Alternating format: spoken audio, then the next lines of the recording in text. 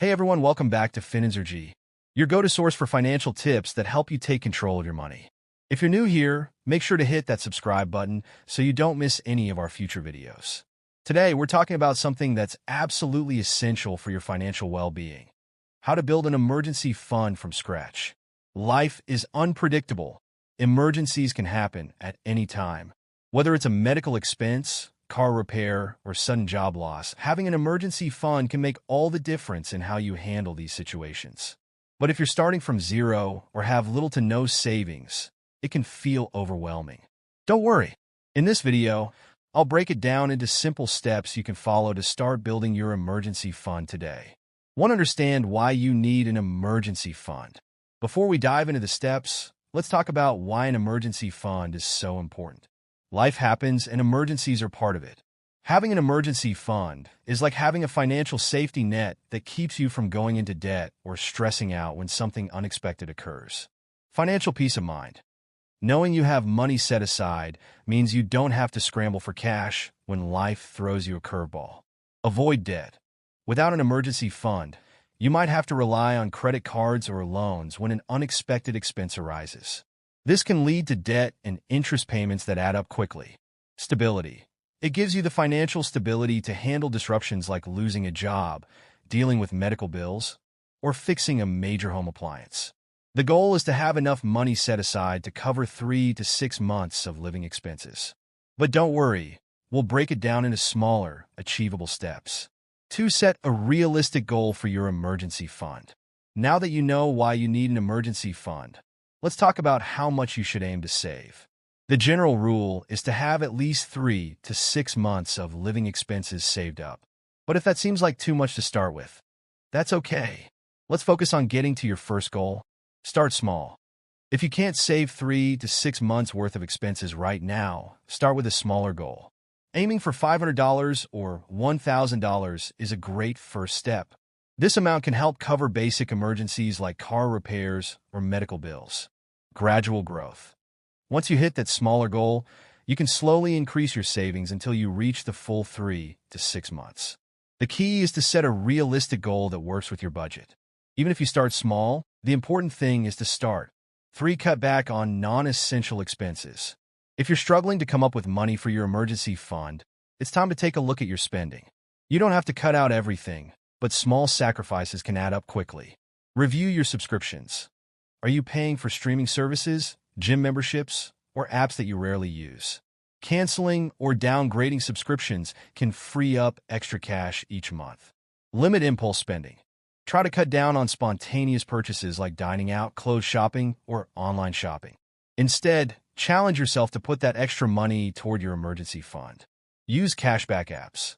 Consider using cashback apps like Rakuten, Ibotta, or Honey to save a little money on your regular purchases. The savings can be used directly for your emergency fund. Cutting back on non-essentials, even just for a few months, can create a solid foundation for your emergency fund. 4. Automate your savings. One of the best ways to ensure you're consistently saving for your emergency fund is to automate the process. When you automate your savings, you're less likely to spend the money elsewhere. It's like paying yourself first. Automatic transfers.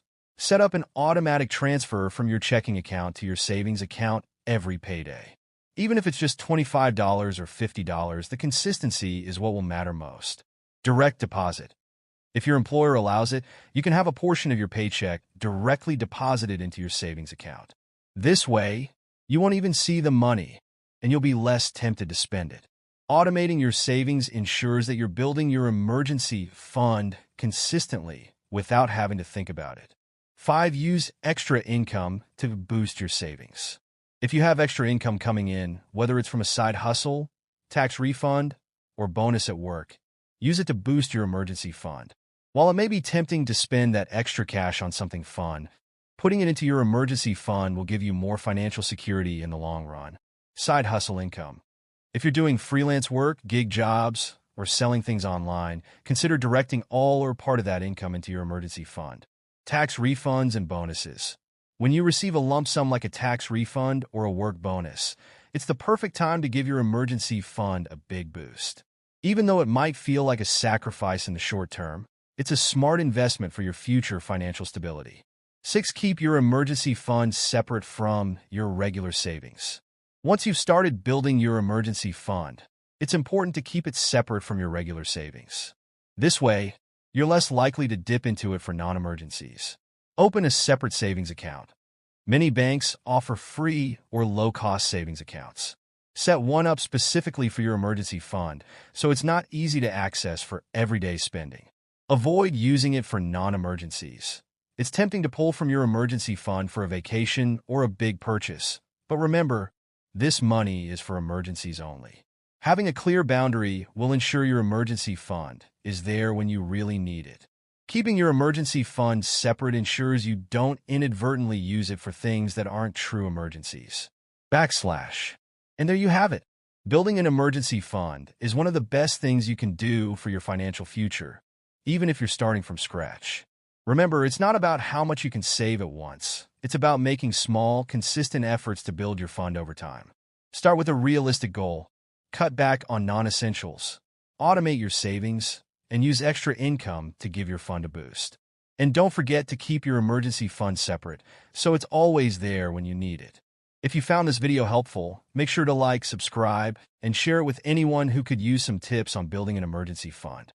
And if you have any questions or want to share your progress, drop a comment below. I'd love to hear from you. Thanks for watching, and I'll see you in the next video.